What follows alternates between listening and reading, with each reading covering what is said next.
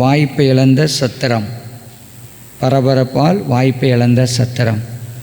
அது ஒரு பெரிய ஆப்பர்ச்சுனிட்டி இழந்த சத்திரத்தான் என்று சொல்லி நம்ம தியானிக்க காத்திருக்கிறோம். கண்களை மூடி நாம் ஜெபிக்கலாம். தகப்பனே, இந்த நாளுக்காய் கிருபைக்காக நன்றி செலுத்துகிறோம்.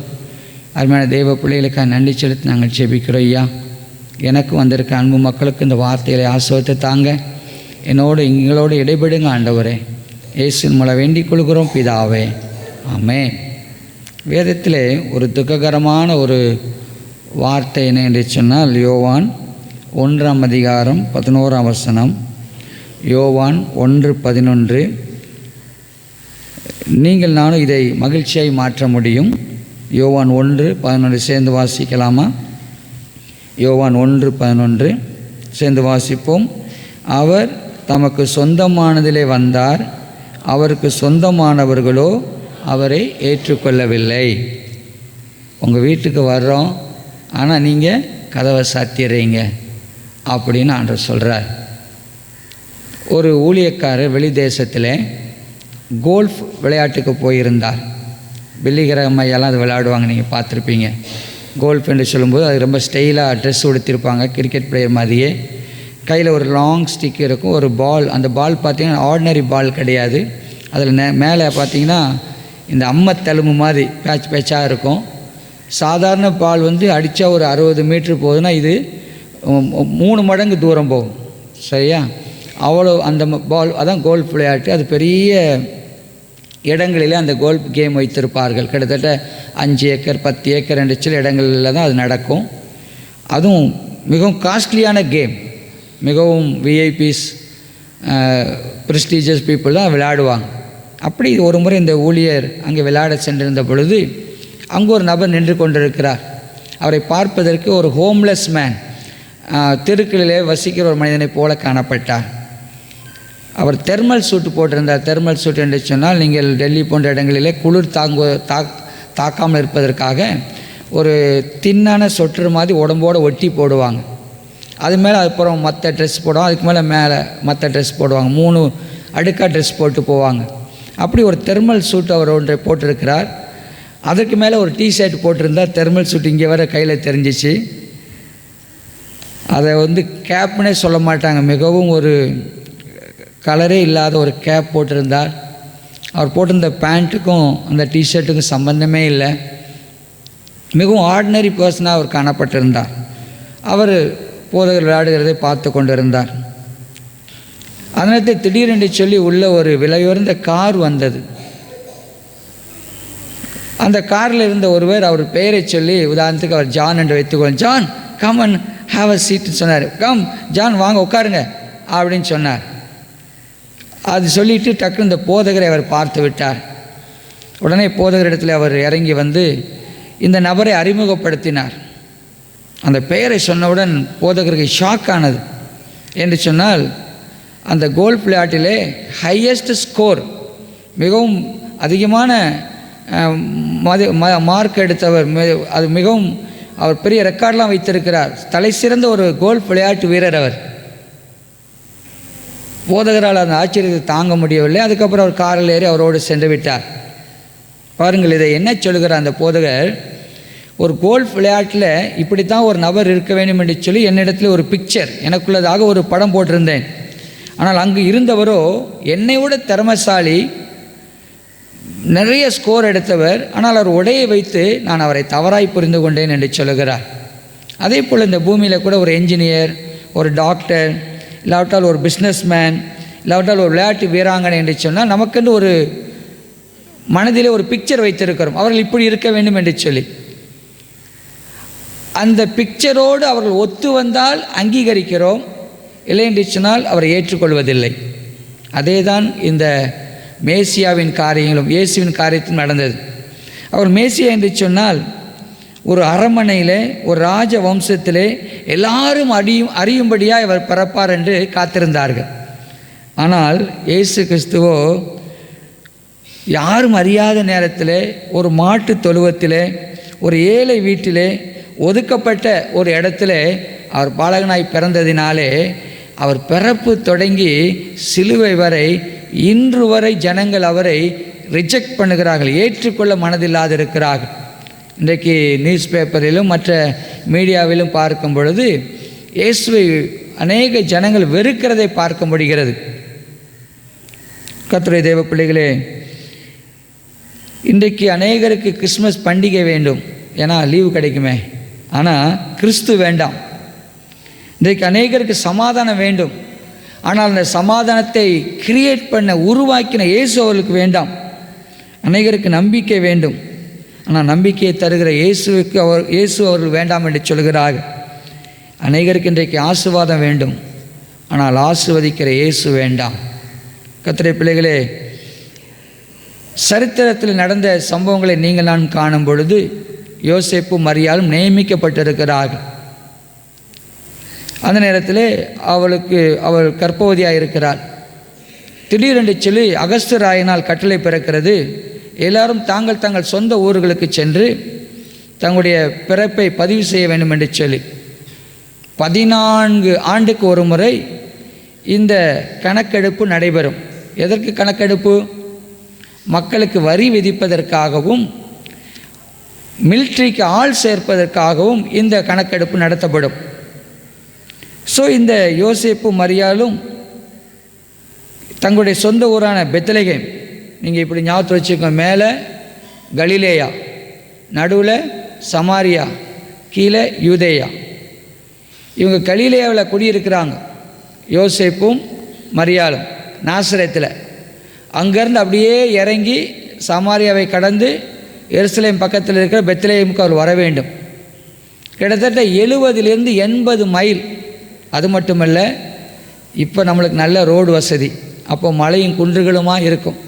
அவங்க கழுதையில் ஏறி வந்தாங்களா, குதிரையில் ஏறி வந்தாங்களா நாம் சொல்ல முடியாது, இல்லை கால்நடையாக வந்தார்களா தெரியாது.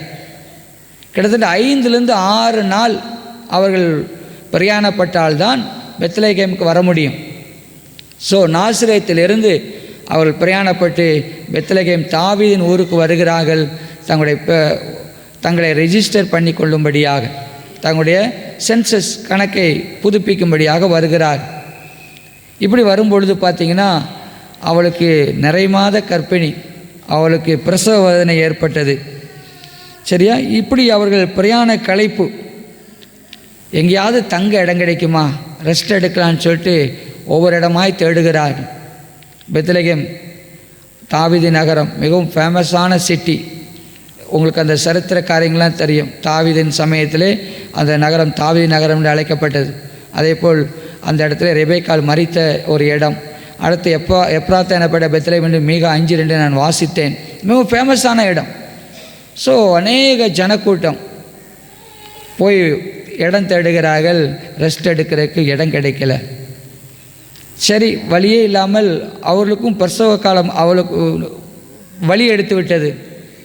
அவர்கள் ஒரு குகையிலே, அது ஒரு மாட்டுத் தொழுவமாய் பயன்படுத்தப்பட்டது என்று சொல்கிறார்கள் சரித்திரத்தில் வாசிக்கும் பொழுது. அந்த இடத்துல அவர்கள் போய் தங்குகிறார்கள். அங்கே இயேசு கிறிஸ்து பிறக்கிறார். அங்கே பார்த்திங்கன்னா இந்த மிருகங்களுக்கு ஆகாரம் போடும்படியாக நம்ம ஊரில் எல்லாம் கல் தொட்டி இருக்கும். எங்கள் மாடுகளுக்கெல்லாம் தண்ணி வார்ப்பதற்கு நாங்கள் சிமெண்ட் தொட்டி இல்லாவிட்டால் கல் தொட்டி வைத்திருப்போம். அப்படியே பாறவே குடைஞ்சி அதை ஒரு குழி மாதிரி ஆக்கியிருப்போம். அதில் தண்ணி போடுறது, இல்லாட்டா அதுக்கு மாட்டுக்கு தண்ணி வைக்கிறது. அப்படி சுண்ணாம்பினால் ஆன ஒரு கல்லில் தோண்டி இருப்பார்கள். அதுதான் முன்னணை. அது கொஞ்சம் வாமாக இருக்கும். இந்த ஆடெல்லாம் குட்டி போட்டால் அந்த குளிர் நேரத்தில் அதை பாதுகாப்பதற்காக அந்த தொட்டியில் போடுவாங்க.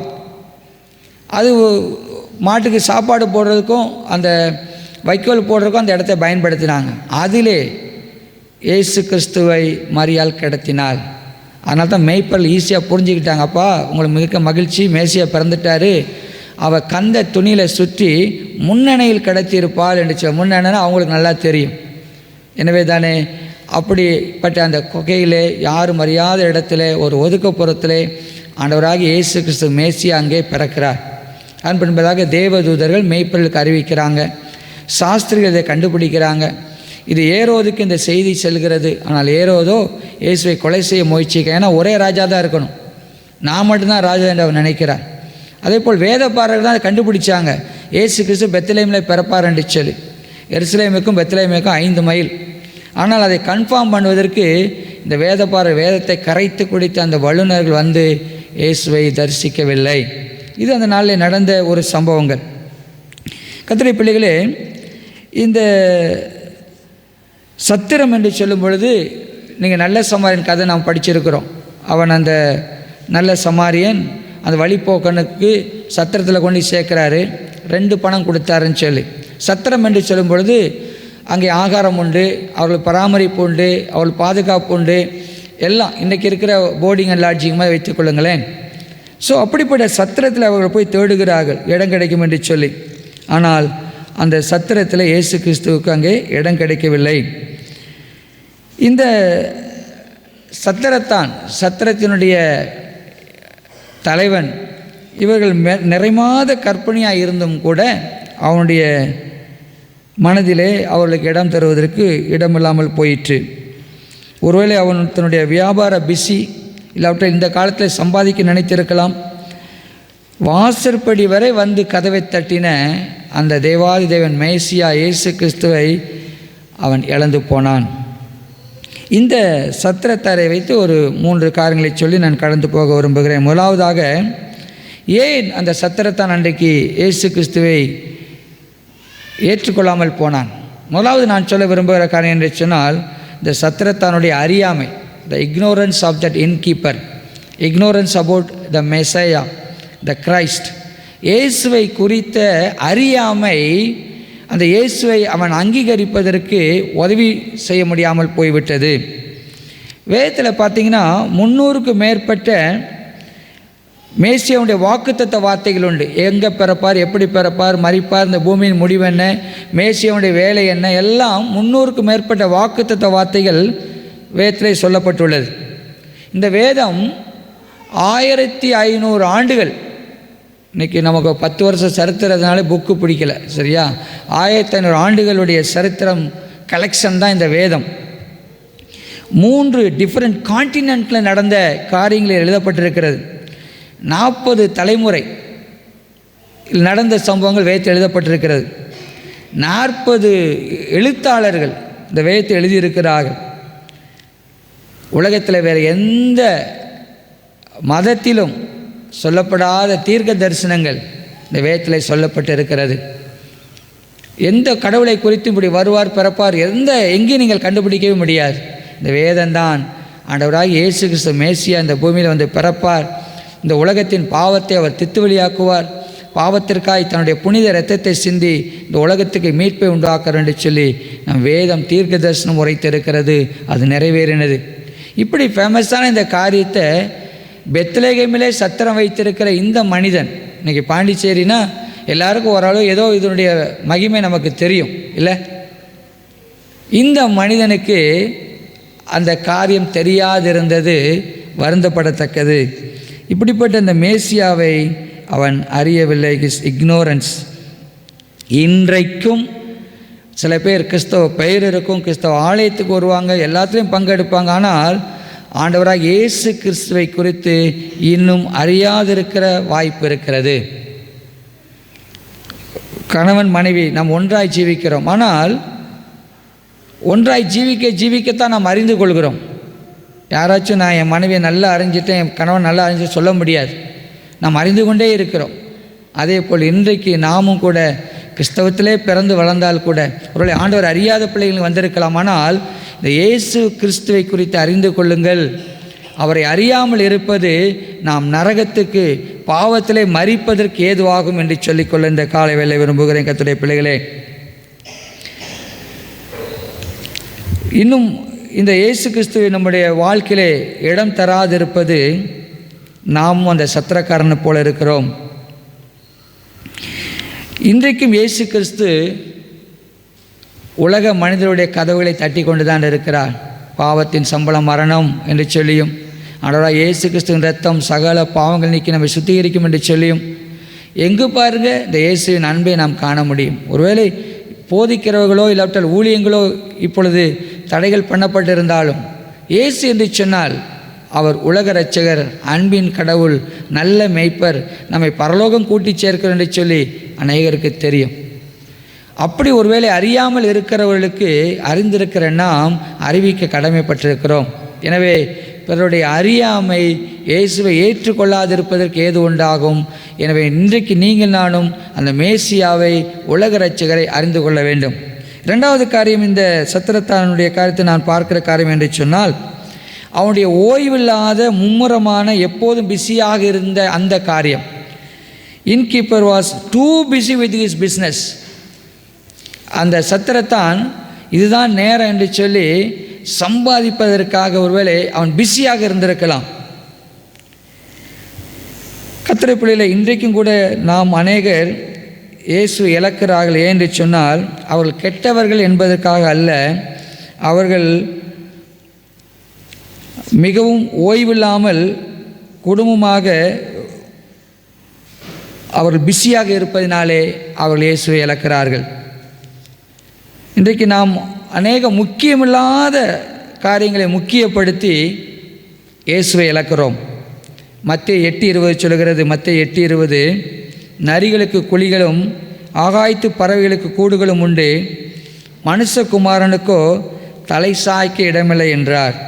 ஒருவேளை சில பேர் பார்த்திங்கன்னா பிஸ்னஸ் பீப்புளாக இருப்பாங்க, ஆனால் அவர்கள் ஒழுக்கமாக வேதத்தை வீட்டிலே படித்து தேவனோடு நேரம் செலவழித்து, உதாரணத்துக்கு நம்ம வில்லியம் கேரி, அவர் செருப்பு தைக்கிறார், ஆனால் தன்னுடைய அந்த ஸ்தலத்திலேயே அவர் ஜெபித்து இந்திய மேப்பை போட்டு அது மேலே உருண்டு ஜெபிப்பாராம்.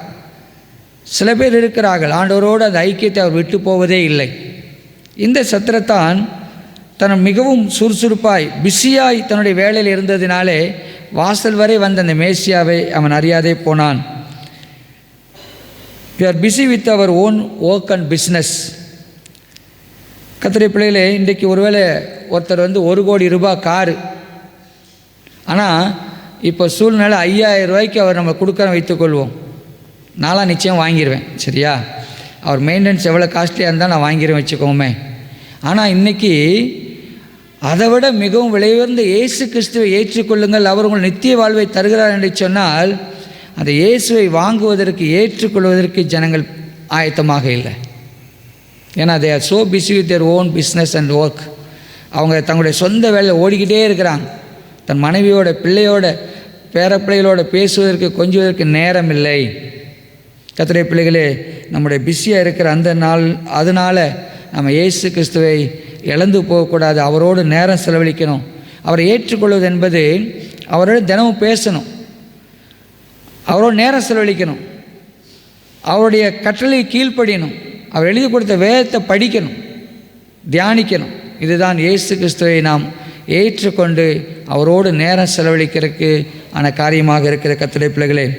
இன்றைக்கு காலையில் ஆண்டவர் கேட்குற கேள்வி, are you busy with worldly things? Are you so busy with your worldly things? உலக காரியத்தில் மிகவும் பிஸியாக இருக்கிறையா? உட்காந்து யோசித்துப்பார், என்னோடு நீ பேசு, இடைபடு என்று சொல்லி நம்ம பார்த்து அவர் கேட்கிறார். நாம் சிந்தித்து பார்க்கலாம்.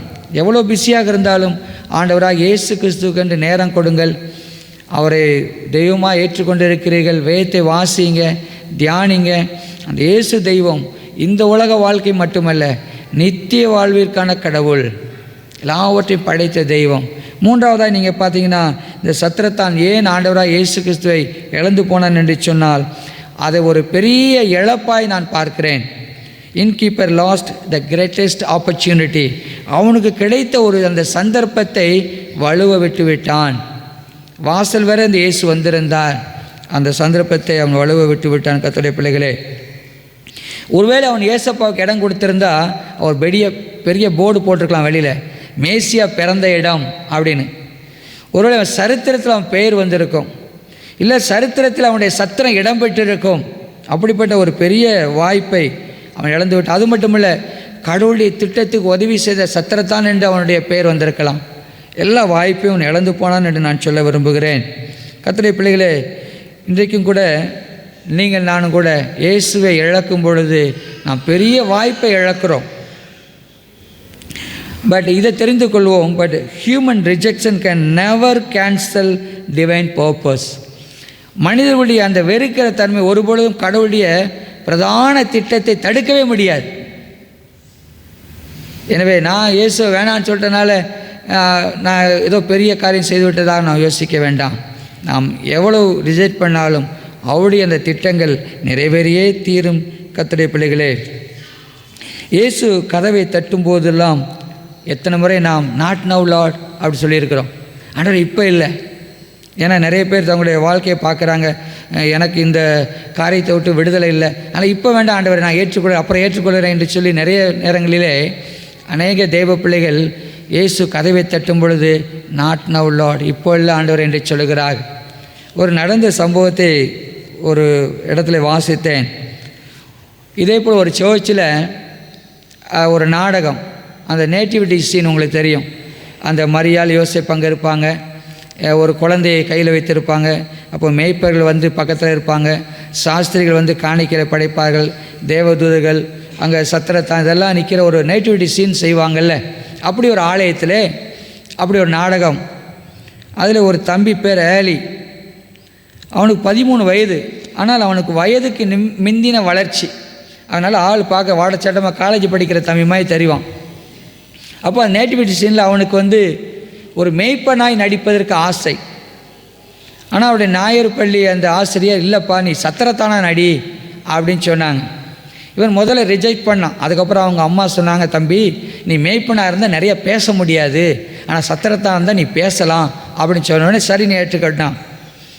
அவன் என்ன அந்த சீனில் பேசணுன்னா, யோசேப்பு மரியாள் அங்கே வருவாங்க, ஐயா நாங்கள் டயர்டாக இருக்கோம், எங்களுக்கு ரூம் கொடுங்க, நாங்கள் தங்கணும்னு கேட்பாங்க. அப்போ நோ ரூம் ப்ளீஸ் கோ அவே அப்படி அவன் சொல்லணும். இங்கெல்லாம் இடம் இல்லை போங்க அப்படின்னு சொல்லி கதவை அவன் வேகமாக சாத்தணும். அதுதான் அவனுடைய காரியம்.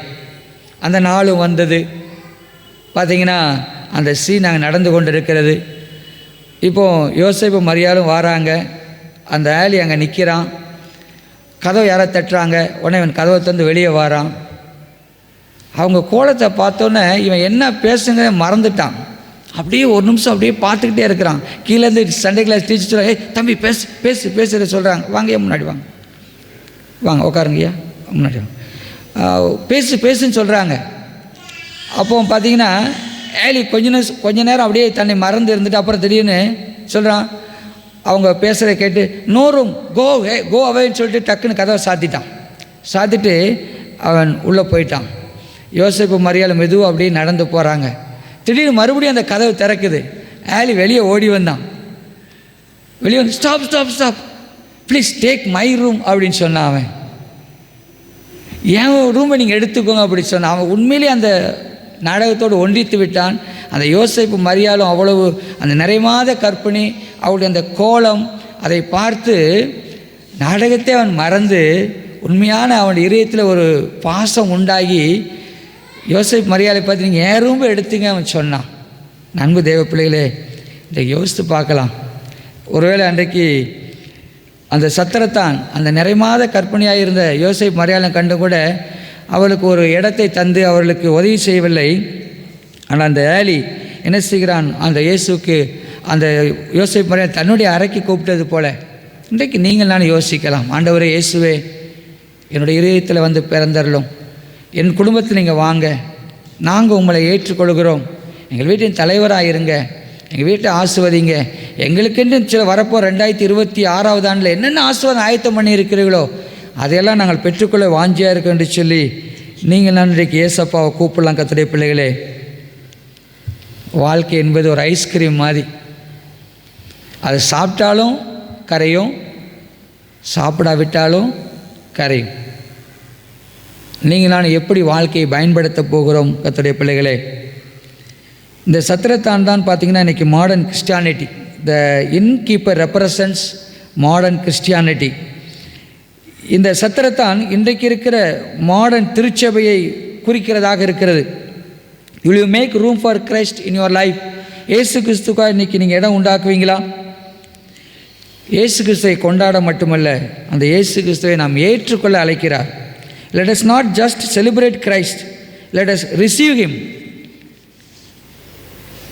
இயேசு கிறிஸ்து பிறப்பதற்கு எல்லாம் ஆயத்தம் பண்ணின கடவுள் பிறக்கிற இடத்தை ஆயத்தம் பண்ணவில்லை.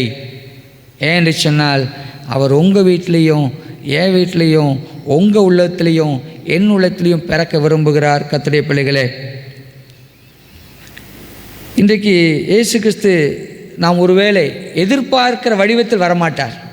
எப்படி அந்த போதகர் அந்த கோல்ஃப் விளையாட்டினுடைய அந்த தலை சிறந்த விளையாட்டு வீரரை கற்பனை செய்து பார்க்க முடியாத வடிவத்தில் இருந்ததினாலே அவரால் அங்கீகரிக்க முடியவில்லையோ, இன்றைக்கு இயேசுவும் எங்களை மாதிரி அங்கி போட்டு ஒவ்வொரு வீடாக தட்டமாட்டார். அவர் எந்த வடிவத்தில் வருவார் தெரியாது. அன்றைக்கு சத்திரத்தானுடைய கதவை தட்டும் பொழுது இயேசு கிறிஸ்து அந்த மரியாளின் வயிற்றுக்குள்ளே மறைந்திருந்தார். அதே போல் வேதம் சொல்லுகிறது, இயேசு கிறிஸ்து இன்றைக்கு அநேக இடங்களை மறைந்து கிடக்கிறார். எங்கே தெரியுமா? மத்தேயு எடுங்க, 25ஆம் அதிகாரம், மத்தேயு 25:34 பாருங்கள். யாரை வாசிக்கிறீங்களா? மத்தேயு 25:34. மத்தேயு 25:34.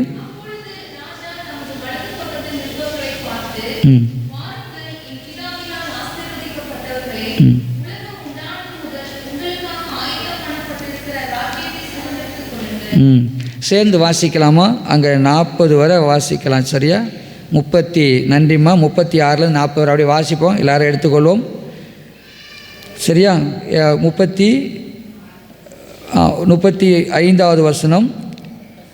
பசியாயிருந்தேன், எனக்கு போஜனம் கொடுத்தீர்கள். தாகமாயிருந்தேன், என் தாகத்தை தீர்த்தீர்கள்.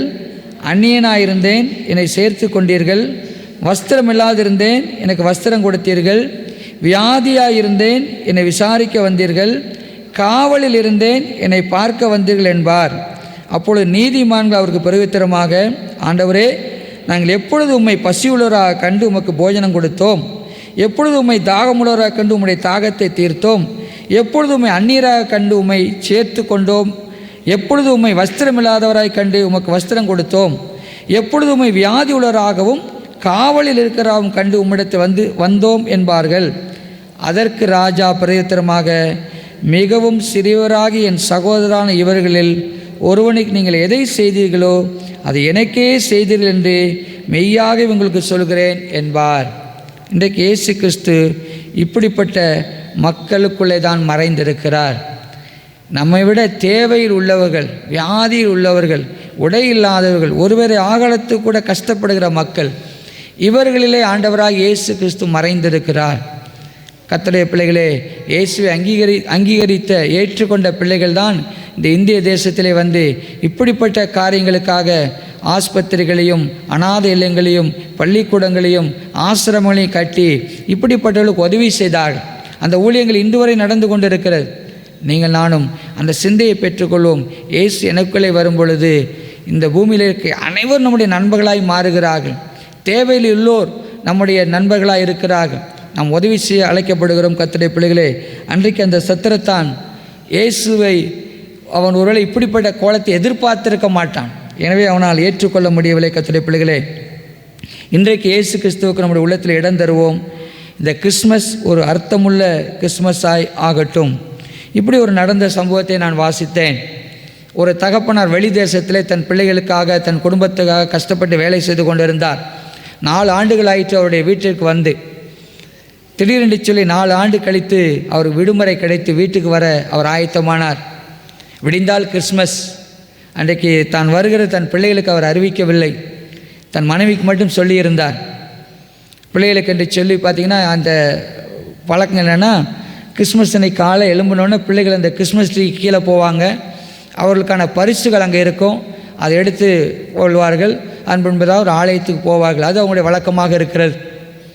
அதனாலே 24ஆம் தேதி இரவிலே அவருடைய தகப்பனார் வந்து விட்டார். பிள்ளைகள்லாம் தூங்கி கொண்டிருக்கிறார்கள். பிள்ளைகளுக்காக மிகவும் மிக உயர்ந்த விளையாட்டுப் பொருட்கள், துணிமணிகள் வாங்கி வந்திருந்தார். அவர் அதையெல்லாம் இந்த கிறிஸ்மஸ் ட்ரீ கீழே வைத்து விட்டார். அடுத்த காலையிலே அவர் எழுந்து வீட்டினுடைய ஓரத்தில் போய் ஒளிந்து கொண்டார். இந்த பிள்ளைகள் காலை எழுந்தார்கள், குளித்தார்கள், எல்லா காரியம் முடித்து இப்போ ஆலயத்துக்கு செல்ல வேண்டும். அதுக்கு முன்பதாக அவங்க அம்மா கூப்பிட்டு உங்களுக்கு கிறிஸ்மஸ் பரிசு இருக்குப்பா இப்போ எடுத்துங்கன்னு சொல்கிறாங்க. அந்த பிள்ளைகள் அந்த பொருட்களை பார்க்குறார்கள். பயங்கரமான மகிழ்ச்சி. நல்ல விலை உயர்ந்த ஒருவேளை அந்த மோட்டார் பொருத்தின காரு, மற்றபடி நிறைய பொருட்கள் அங்கே இருக்கிறது. எல்லாத்தையும் அவர் அழுகிறார்கள். அந்த நேரத்தில் அந்த பிள்ளைகள் தகப்பனார் மூளையில் ஒளிஞ்சு கிடக்கிறத பார்த்துட்டாங்க. என்ன தெரியுமா நடந்தது? எல்லா பொருளையும் கீழே போட்டாங்க. மிகவும் பிடித்தமான விளையாட்டு பொருட்கள், விலை கூடின விளையாட்டு பொருட்கள், துணிமணிகள் எல்லாத்தையும் போட்டுட்டு அந்த பிள்ளைகள் ஓடி சென்று தகப்பனை கட்டி பிடித்து கொண்டார்கள். தகப்பனை அனைத்து முத்தம் கொடுத்தார்கள். அப்பா எப்போ வந்தீங்க, அப்பா எப்போ வந்தீங்கன்னு சொல்லி அவர்கள் அழுதார்கள். மகிழ்ச்சியின் மிகுதினால் கண்ணீர் வந்தது. கர்த்தருடைய பிள்ளைகளே, இதுதான் கிறிஸ்மஸ்.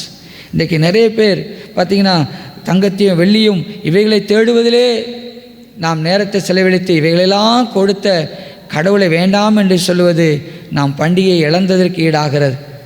அந்த பொருட்களெல்லாம் பிள்ளைகள் தகப்பனை பார்த்தவுடன் அதை மதிக்கவே இல்லை. அதை போட்டுட்டு தகப்பன், இதை கொடுத்த தகப்பன் எனக்கு வேண்டும் என்று ஓடினது போல கர்த்தருடைய பிள்ளைகளே, இன்றைக்கு நீங்கள் பெற்றுக்கொண்ட ஆசீர்வாதங்கள், உங்களுடைய குடும்பங்கள், பிள்ளைகள், தொழில், வேலைவாய்ப்புகள், இவைகளை நீங்கள் பெரிதாய் கருதாதபடி ஆண்டவராக இயேசு கிறிஸ்துவை பெரிதாக நினைங்க. Is a source, all others are resources. சரியா? அந்த சோர்ஸ் ஆசீர்வதிப்பவரை நீங்களான பிடித்து கொண்டால் இந்த ஆசீர்வாதங்கள்லாம் நிலைத்திருக்கும். இவைகள் பலன் கொடுக்கும். ஆண்டவர் சொல்வார், நீதிமானுடைய ஆசீர்வாதத்தில் வேதனையை கூட்டார் என்று சொல்லி. இந்த கிறிஸ்மஸ் பண்டிகை கர்த்தருடைய பிள்ளைகளே, நீங்களானும் ஆண்டவர் அறியாமல் இருந்தோமா? இயேசுவே நான் உண்மை அறிந்து கொள்ள வாஞ்சிக்க என்று சொல்லுவோம். மிகவும் பிஸியாக என்னுடைய வேலை இருப்பதினாலே இயேசு மறந்து போனோமா? ஆண்டவரை இனிமேல் உமக்குன்னு நான் நேரம் கொடுப்பேன் என்று சொல்லுவோம். அடுத்து இந்த இயேசுவை ஏற்றுக்கொள்வது ஒரு பெரிய வாய்ப்பு. என்று சொன்னால் பாவத்தின் சம்பளம் மரணம் என்று வேதம் சொல்லுகிறது. நம்முடைய தான தர்மங்களோ இல்லாவிட்டால் மற்ற காரியங்களோ நம்முடைய பாவத்தை போக்க முடியாது. இவ்விதமாய் ஒரு மிருகத்தினுடைய இரத்தம் பாவம் பங்கு போக்குறதுன்னு சொல்லி பலி செலுத்தி தங்களுடைய திருப்தி அடைந்து கூட, அதே போல் இயேசுவின் அந்த புனித இரத்தம், நான் மனிதன், ஒரு மனித இரத்தம் தான் கொட்டப்படணும். அதுதான் இயேசு கிறிஸ்து இரத்தம். அதுவும் பாவம் செய்யாத இரத்தமாக இருக்கணும். குழந்தைகளும் பாவிகள் தான் ஏற்கனவே நான் சொல்லியிருக்கிறேன். ஒரு அம்மாவுக்கு எய்ட்ஸ்னால் அந்த பிள்ளைக்கு எய்ட்ஸ் வந்துடுது. எனவே நாம் எல்லாரும் பாவிகள். ஒரே ஒரு மனிதர் கன்னிகையின் வயிற்றிலே உட்பவித்து பிறந்ததினாலே இயேசு கிறிஸ்து புனிதராய் அந்த இரத்தத்தை சிந்தி இருக்கிறார். அந்த புனித இரத்தம், இயேசு கிறிஸ்துவின் இரத்தம் சகல பாவங்கள் நீக்கி நம்மை சுத்திகரிக்கும் என்று சொல்லப்படுகிறது. அந்த இரத்தத்தை நான் விசுவாசிக்கும் பொழுது என் பாவம் கழுவப்படுகிறது. இயேசு எனக்குள்ளே வருகிறார். என் உலக ஜீவியத்தை மட்டுமல்ல, என்னுடைய இந்த உலக வாழ்க்கைக்கு பின்பு அந்த நித்திய வாழ்வும் எனக்கு தருகிறார். கர்த்தருடைய பிள்ளைகளே, இன்றைக்கு எவைகளை நாம் சுமந்து கொண்டு இயேசுவை மறந்து போனோம்? எல்லாம் கீழே போடுவோம், இயேசுவை ஏற்றுக்கொள்வோம். இவைகள் எல்லாம் உங்களுக்கும் உங்கள் சந்ததிக்கு தலைமுறைக்கு உண்டாகட்டும். ஜெபிப்போமா? தகப்பனே, இந்த நாளுக்காக கிருபைக்காக நன்றி செலுத்துகிறோம். நீ ஜீவிக்கிற தேவன் அப்பா, எங்களுக்குள்ளே எங்களோடு வாசம் செய்கிறேன். உம்முடைய பெயர் இம்மானுவேல், என்றென்றும் எங்களோடு இருக்கிற தேவன், சமாதானத்தை கொடுக்கிறவர், நம்பிக்கையை கொடுக்கிறவர், நாங்கள் வாழ்ந்து சுகித்திருக்கும்படியாய் செய்கிற தேவன். நன்றி செலுத்துகிறோம். வந்திருக்கிற ஒவ்வொரு பிள்ளைகளுக்காக நான் ஜெபிக்கிறேன். ஆண்டவரே, 2000 ஆண்டுகள் முன்பதாக பரலோகத்தின் திட்டமாம் இந்த பூமியின் மக்களை மீட்கும்படியாய் பூமியில் வந்தவரே, வந்திருக்கிற ஒவ்வொருவரும் இந்த நாளில் ஆசீர்வதிங்க. உடைய பரலோகத்திலிருந்து இப்பொழுது ஆசீர்வதிங்க. உடைய தெய்வீக சமாதான கிருபை இவர்களை நிரப்பட்டோமப்பா. இருதயங்களை கர்த்தர் திறந்தருளுவீராக. உடைய நன்மையினால் திருப்தியாக்கும். நாங்கள் உம்மை கொண்டாட மட்டுமல்ல, உம்மை அங்கீகரித்தவர்களாய் ஏற்றுக்கொண்டவர்களாய் நாங்கள் கடந்து செல்கிறோம். கிறிஸ்து இயேசுவின் மூலமே வேண்டிக் கொள்கிறோம் பிதாவே.